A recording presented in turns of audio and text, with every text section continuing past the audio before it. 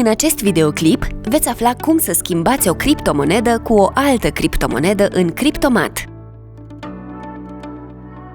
Întâi, conectați-vă în contul Cryptomat și accesați secțiunea Cumpărați și vindeți. Dați click pe fila Schimb. Din meniul vertical puteți alege din criptomonedele disponibile care pot fi schimbate între ele. În acest exemplu vom face un schimb din Bitcoin în Ethereum, deci mai întâi alegem Bitcoin, apoi alegem Ethereum. Apoi introducem suma pe care doriți să o schimbați, în Bitcoin sau în Ethereum.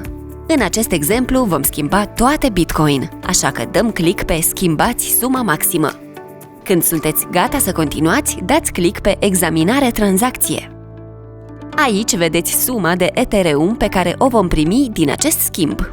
De asemenea, veți vedea și câte Bitcoin veți schimba. Dacă doriți să reveniți la pasul anterior, dați click pe Înapoi. Puteți și să anulați tranzacția dând click pe simbolul cruce. Când sunteți gata să faceți schimbul, puteți să dați click pe Confirmați.